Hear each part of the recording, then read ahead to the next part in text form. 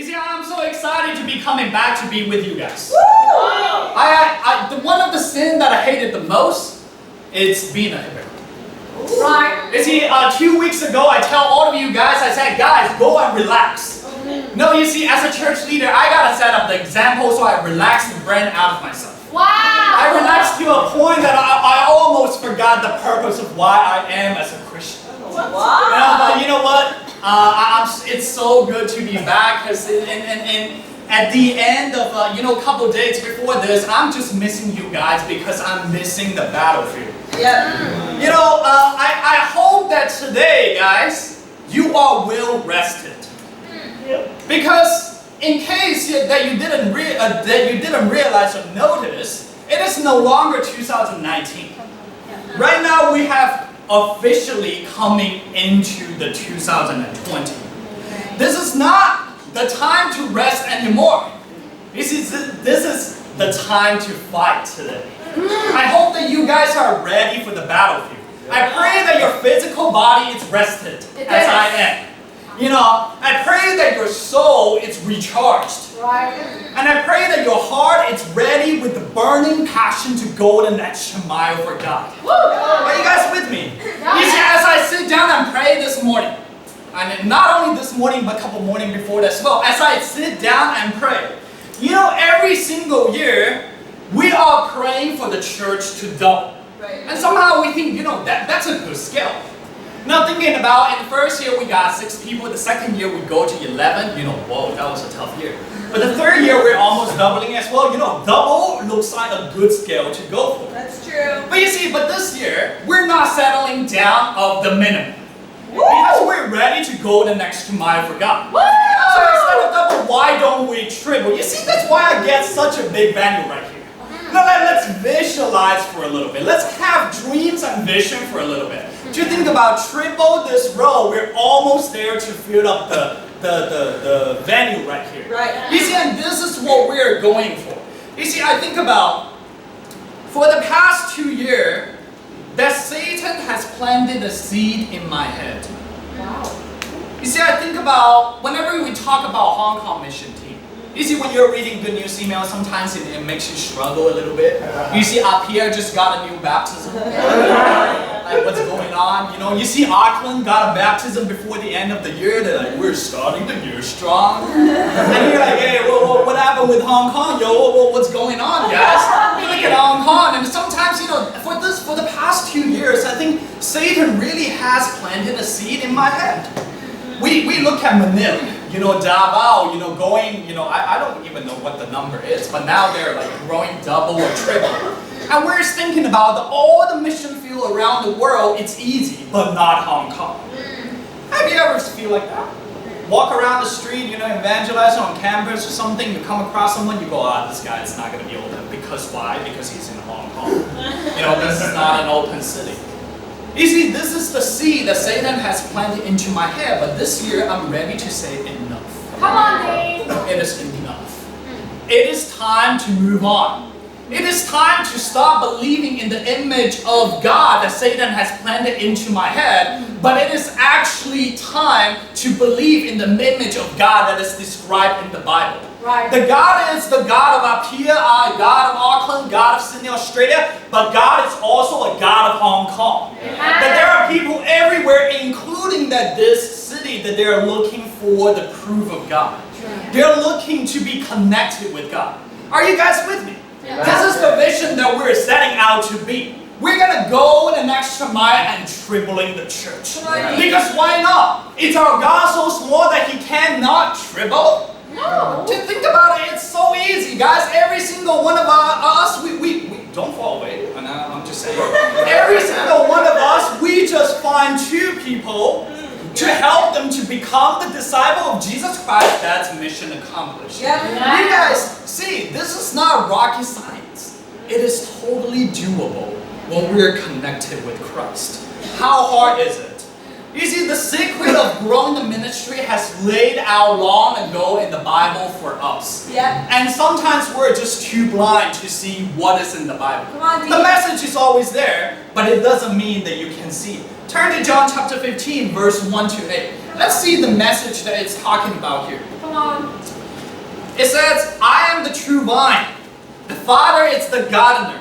He cuts off every branch in me that bears no fruit, while every branch that does bear fruit, He prunes so that it will be even more fruitful. You are already clean because of the word I have spoken to you. Remain in me as I also remain in you. Isn't that amazing that Jesus is remaining in you today? It says, no branch can bear fruit by itself. It must remain in the vine. Neither can you bear fruit unless you remain in me. I am the vine, you are the branches, and if you remain in me and I in you, you will bear much fruit.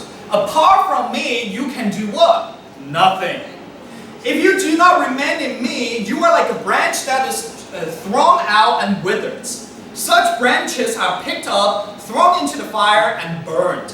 If you remain in me and my words remain in you, ask whatever you wish, and it will be done for you. This is to my Father's glory, that you bear much fruit, showing yourself to be my disciple. Did you guys see what I see in the message? You see, it talks about apart from me, you can do nothing. I enjoy the theme of this year. It's going an extra mile for God.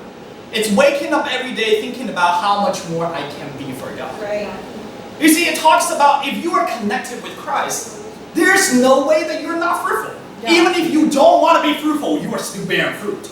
This is the level we want to go to, guys. Right. You know, randomly you walk around the street, somebody you talk to, they just become a Christian.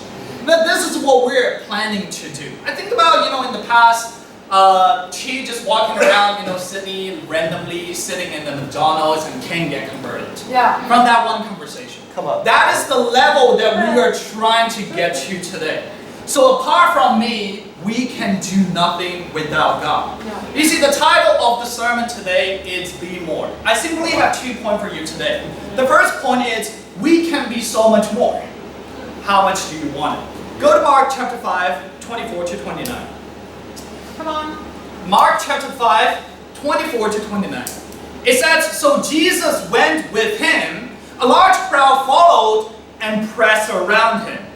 A woman was there who had been subject to bleeding for 12 years. She had suffered a great deal under the care of many doctors and had spent all she had. Yet instead of getting better, she grew worse.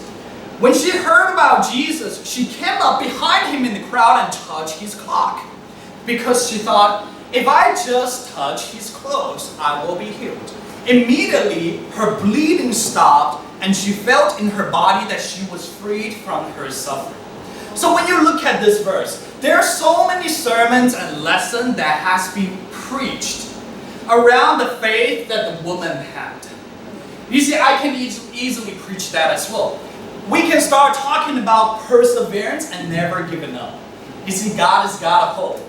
Even if you feel hopeless, nothing has been working, God will be your solution. We can talk about how God is not human. He's our refuge and also our stronghold. Yeah. He's the one who will deliver us through all of the troubles. We can talk about that how the small little amount of faith can change your life in a huge way. We can also talk about how God can cleanse us from our sin. There's so many lessons that can be preached about this. But today, those are not the approach that I want to talk to you guys today. See, these are not the approach I want to preach to you. What stood out to me, it's the fact that it took 12 years for the woman to humble herself, to finally get the lesson that every single one of us need to learn today. The same very lesson that we just talked about in John chapter 15, which is apart from me, you can do nothing. Yep. You see, do you believe that? Do you believe that without God, you can be nothing? I think around us, some of the time our thinking can be very worldly. We think we're awesome because simply we're awesome. Now, has there ever been a time you walk around and you just feel like you're awesome? I walk around and in the past I judged every single person who have a Chinese accent and said, this guy, that guy, this guy, that guy, this guy, I'm awesome. I have less. No, when you think about that, a lot of time we believe in that, but it's because that we don't believe that without God we are nothing. So what is stopping us? believe that God is everything and God is all we need. Come on. Think about where do you put your security today. So I think most of the time people put their security in people, money, and themselves. I think about this woman, right? To think about this, the situation the woman is going through. First of all, the woman was bleeding for 12 years. And in case that you don't know, in the past, when it talks about bleeding, it's talking about the same kind of symptom like periods. For women, you guys understand. But in the past, that will be considered unclean because of the culture that is there.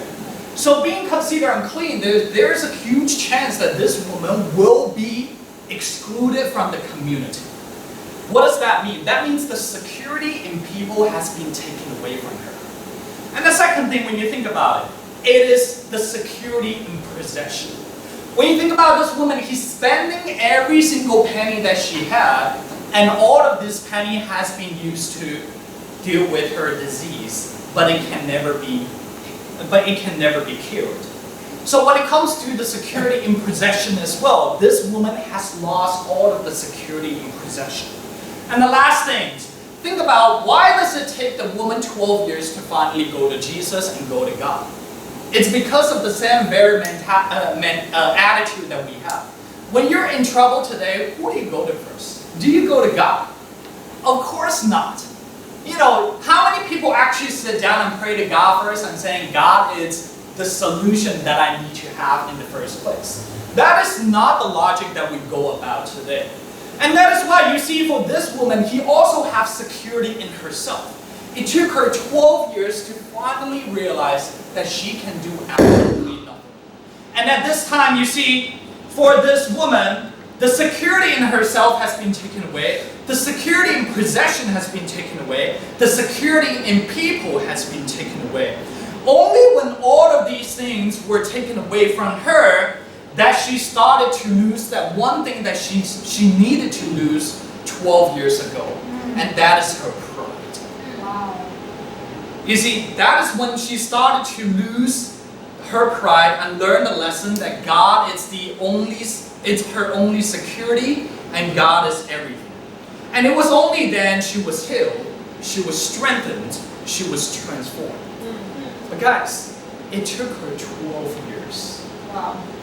Can you imagine all of this year to be this woman? Can you imagine how her life would be different if she just decided to drop her pride in the beginning of the 12 years? Yeah. Her life would be so much more different. And yet it took her 12 years to understand the lesson. Come on. I think for some of us, we've been struggling for the same pride for too long. I think about pride, it comes from many different forms. There is insecurity. Believe it or not, insecurity is a form of pride. Well, to think about why do people feel insecure? What does insecure people look like?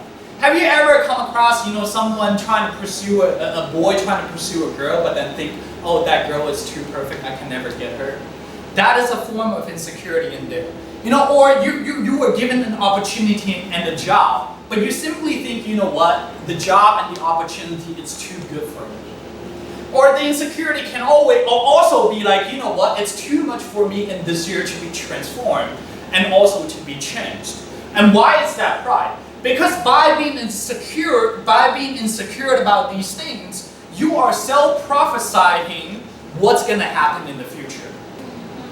In a way, you have written down your future without thinking that God in the pictures. Right. Insecurity is a form of pride. And also being judgmental all the time. You see, that can be the pride that every single one of us go through. Hey, why do you sing like that? Hey, why do you talk like that? Hey, why do you dress like that?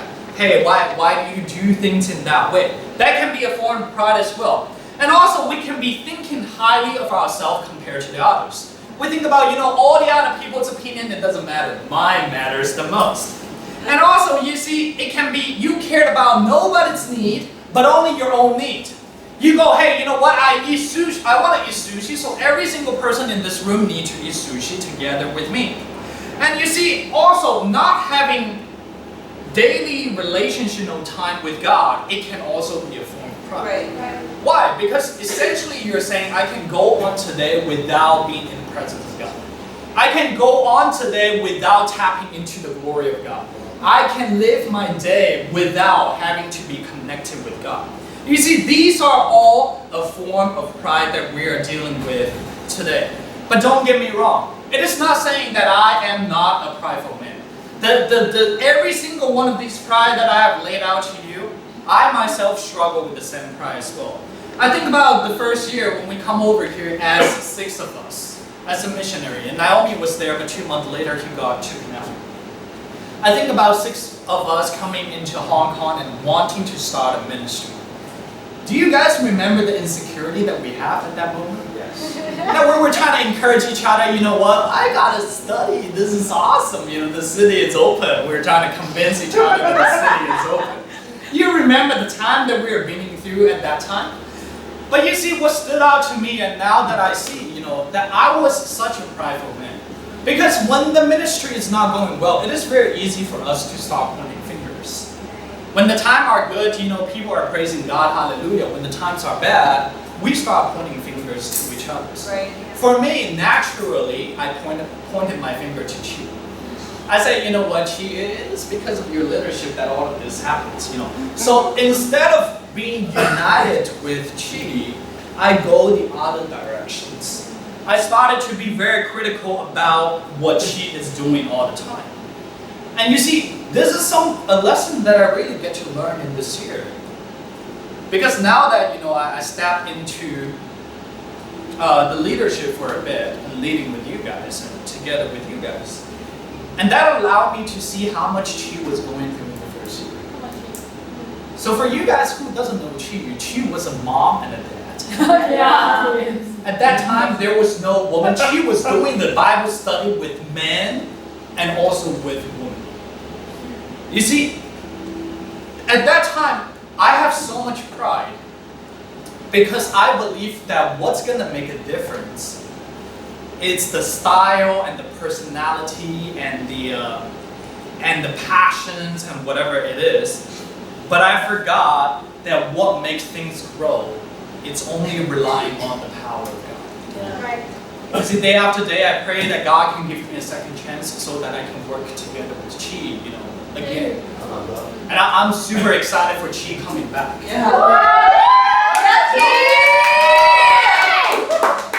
From what I see, it's the quality that Chi has. Chi completes me. You see, I cannot. Audrey completes me as well. You see, you have different lessons that you gotta learn from every single person. But I get to see that Chi has so much more that I needed to learn. True. Because he is a man of God. You see, I'm more than excited for God to bring him back. Because in this year, I don't want pride to come between me and God anymore. In this year, I don't want pride to come between me and building his kingdom anymore. There's a reason why kingdom was not thriving. Because we relied too much on the strength of our own, but we forgot about the power of God. You see, I don't want pride to come between me and my transformation anymore. But the question comes, you see guys, we can be so much more in 2020. Are you ready to let go of your pride? Or are you still wanting this pride to come into you and your transformation? Because the woman was only healed when she started losing her pride. For 2020, guys, are you ready to lose your pride so that you can be healed, so that you can be strengthened, so that you can be transformed by the power of our God? Point number 2, you see guys, we can be so much more. But the question is, do you want it? In Mark chapter 5, when she heard about Jesus, she came up behind him in the crowd and touched his cloak. Because he thought, if I just touch his clothes, I will be healed. Immediately her bleeding stopped and she felt in her body that she was freed from her suffering. It is not just her faith and her understanding that God is everything. That woman was healed. We see a desperation in this woman to try to reach out to God. At this moment of time, let's think about it guys for a second. At this moment of time, that it was not in God's plan to heal him. It wasn't in God's plan. Jesus was walking away to heal another person. And you have all the crowds, going after Jesus. And imagine being this woman has to go through all the crowd so that she can finally touch a piece of who Jesus was. You see, that is how desperate this woman was when it comes to her transformation. We're living in the age, guys, that in this generation, people are waiting. Yep. Instead of actively going after transformation. We're living in a generation, people are so entitled that they are waiting for a modern day fairy tale. Let me explain to you what a modern day fairy tale is. And this is the fairy tale that I read time after time as I grew up. You see, the modern day fairy tales go like this. Someone in the school, such a loser and all that, not good at studying, not good at playing sports, not good at having a presence in life. And one day his mom come in and saying you were such a loser. And that just become a punchline and really strike him. I can no longer be a loser. He wake up. And the second day he was transformed. And after that, life just took him to cloud nine. He started to be successful, he started to be CEO, he started earning a bunch of money and looking around and saying, guys, look, I have been transformed and so can you. This is the modern day fairy tale that we're reading time after time. Have you guys ever come across that? Yeah. You're like, hey, I just want to be inspired, somebody say something to me so that I can be different tomorrow. So these are the modern day fairy tale that we are being deceived into. There's so many stories that we're listening to it every single day, and somehow it deceived our heart. You see, some of us, we're sitting in the room, we're waiting for that punchline coming into our life. We think that the power is coming in the punchline. Somebody come to you and saying you're such a loser, somebody come to you and saying you're so good, so awesome, and magically you're going to be transformed. But you see, life, it does not work like that. So many of us, we're wasting our time wanting to be different instead of actively pursue the transformation today. The modern day fairy tale, it can also come into our spiritual walk today as well. And it comes in three perspectives. Obviously there are more, but I'm only going to talk about three things. First one, it's your commitment and also your calling. It's in Mark chapter 1, verse 16 to 18, before we go there. I think about the commitment. There's so many people we're studying the Bible with. They know it is right. They're waiting to be committed. They go, you know what, I think the timing is not right. I'm waiting for the calling of God. You ever come across someone like that? Like, I want to be with God, but I'm waiting for the message to come from God. I'm just waiting. Have you guys ever come across someone like that? They're actively pursuing, they think, you know what, they're looking for feelings. They're like, wow, just like a knife, it strikes me, I'm ready to be committed. They're waiting for the goosebumps. Have you guys ever had that? You're listening to music, you're like, whoa, yeah. I'm inspired. They're waiting for that. And also they're like, wow, this is such a holy decision. I gotta wait for something that is significant to come into my life so that I can make a decision to believe that I want to devote my whole life to God. But in Mark chapter 1, 16 to 18, if you read it, it says, as Jesus walked beside the Sea of Galilee, he saw Simon and his brother Andrew casting a net into the lake, for they were fishermen. Come follow me, Jesus said, I will send you out to fish for people. At once they left their nets and followed him. Let's read this verse. Is there any goosebump that comes with it? Is there any supernatural feelings that come with it? Is there something like, does Simon just go, I'm so inspired, I gotta follow you? There's none of this happen. And to think about how Jesus delivered the message, he's not standing on the clouds with a thundering voice and saying, guys, you know what, just please come follow me. He's not, standing there with a bunch of angels and saying, look, I am the holy God. Yeah. His message was simple. It says, come follow me and I will make you the fisher of men. Right. It is simple. But the question we gotta ask ourselves, what makes Simon and his brother Andrew commit? If it is not feelings, if it is not goosebumps, if it is not this super holy, imagination that they have, what makes them want to commit? You see, I think about at that age, being a fisherman, it means your mom is a fisherman, your dad is a fisherman, your grandparents is a fisherman, your grandparents, they're a fisherman.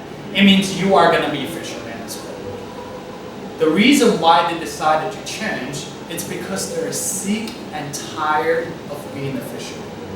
They want to move on. They go, I'm sick and tired of stuck in the same place anymore. I'm sick and tired of going back and to be a fisherman. I want to move on.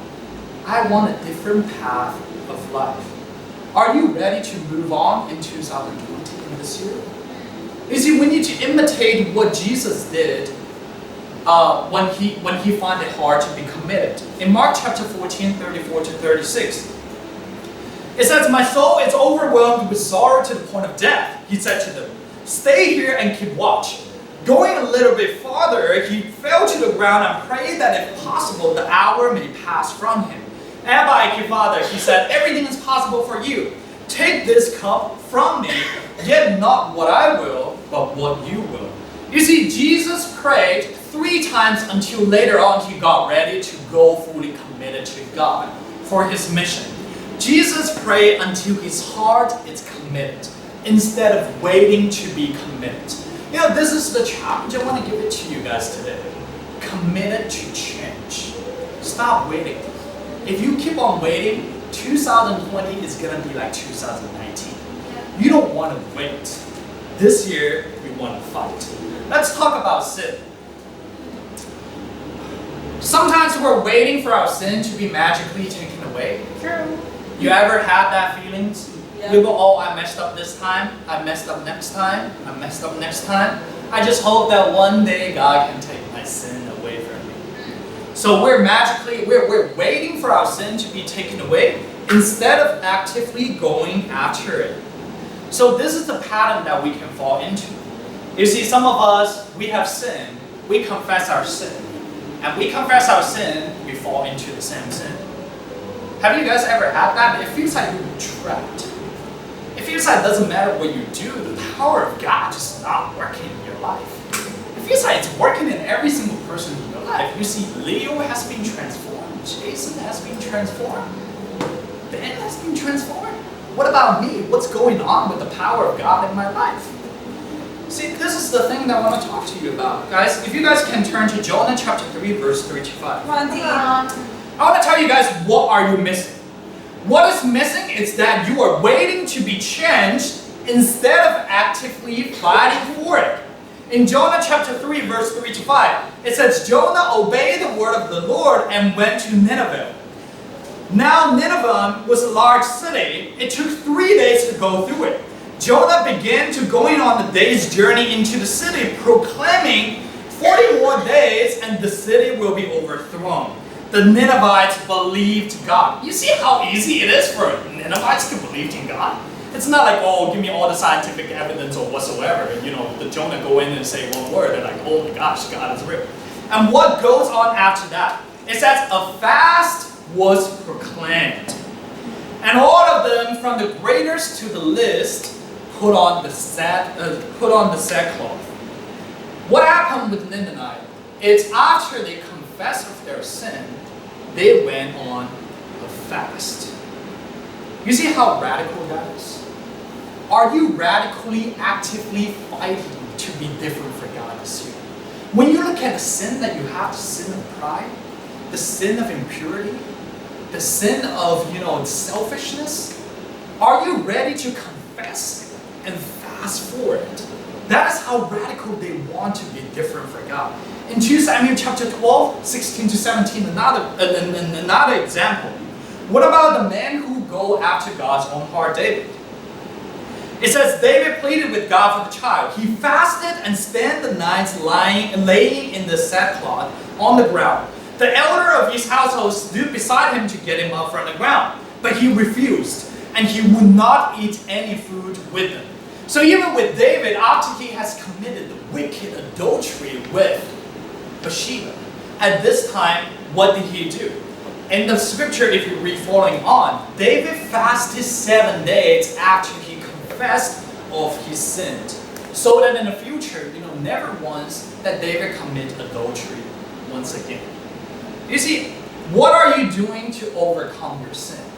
Are you waiting, confess and call it a day, or are you actually going after and fighting for it? See, this is one thing I believe it will happen. If every time you confess, if every time you fall into sin, you confess your sin and you fast 7 days right after, I believe at the end of this year, you will overcome your sin. Believe it or not, fasting 7 days is no joke and no fun. Yeah. The next time you don't want to sin anymore, you go, man, this is too much. I don't want to do this anymore. Yeah. But what about temptation? In Mark chapter 9, 43 to 47, I think a lot of times some of us, we like to play around sin. Yeah. And this is another thing, it's called pride. You see, if you know that Instagram is impure, then delete Instagram. Right. What are you doing and calling yourself, I can fight this? And your eyes wander. Your heart wanders as well. And that's how most of the time we start falling into sin. Right. No, see, for me, one of the big sin that I have is gaming. I believe that I took it out of my life, but then it come back into my life. So on the fly coming back, I delete all my games. I go, you know what? I'm not gonna let games protect me anymore. Yeah. You see, how radical are you when it comes to dealing with your sin? Are you ready to cut off anything that makes you struggle? Because in the Bible, that is the attitude that we needed to have. It says, if your hand causes you to stumble, cut it off. If Instagram causes you to stumble, cut it off. If your mobile phone and internet cause you to stumble, cut it off. You go, hey Dean, how can I do that without mobile phones? I'm living in the stone cold age. Scotty was doing that. The Scotty who was living in up here, he still have a black and white phones, and every day he just send me a message. Old-fashioned style. Nobody says you cannot live without it. True. No, just cut it off. True. What do you need to cut it off in this year so that you can be transformed instead of waiting to be transformed? And the last thing is blessing. I think a lot of us, we're sitting around, we're waiting for the blessing that is coming from God. In our prayer we said, I want to be happy this year. And you're waiting to be happy. But you're not going after and fighting to be happy. Here are some of the scripture I want to give it to you. In Genesis chapter 32, 24 to 29. It says, so Jacob was left alone, and a man wrestled with him till daybreak. When the man saw that he could not overpower him, he touched the socket of Jacob's hip so that his hip was wrenched as he wrestled with the man. Then the man said, let me go, for it is daybreak. But Jacob replied, I will not let you go unless you bless me. The man asked him, what is your name? Jacob, he answered.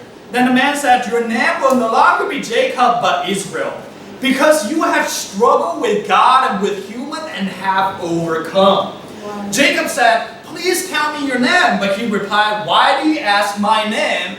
Then he blessed him there. How amazing it is. When it comes to the blessing, we're waiting for the blessing. We say, God, please bless me. God, please bless me with a better job. But here we see that Jacob won the blessing. He's not letting God go unless he got the blessing of God.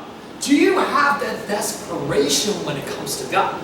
You go, I go to my prayer, I gotta get this. Before God, I'm gonna let you go. If you're not gonna bless me and give me this blessing, you're not doing anything. I'm gonna grab hold to the close of you so that you have no other option but stay here and bless me. Do you have that kind of mindset walking into 2020? That is the answer that you have to ask yourself today. What I love about being a Christian, I hope you guys, through this period of time, you have learned the lesson that Christian life is the best life that it can ever be. I walk around, I feel no shame. I don't feel any uncomfortable discomfort. There you go, thank you. She completes me, guys, you see. I don't feel any discomfort going around and telling people that Christian life is the best life that I can ever live. Right, true. You see, it's because I know that That you have all these people, they're sitting down around November and October, they're waiting for the New Year's to arrive so that they can be different. They're waiting for the New Year resolution. They go, when the dates come, I'm going to be different. But as a Christian, according to the Bible, every single day it's our New Year resolutions. Right. You see, if you go to the Bible in 2 Corinthians chapter 4, verse 16, it says, therefore we do not lose heart.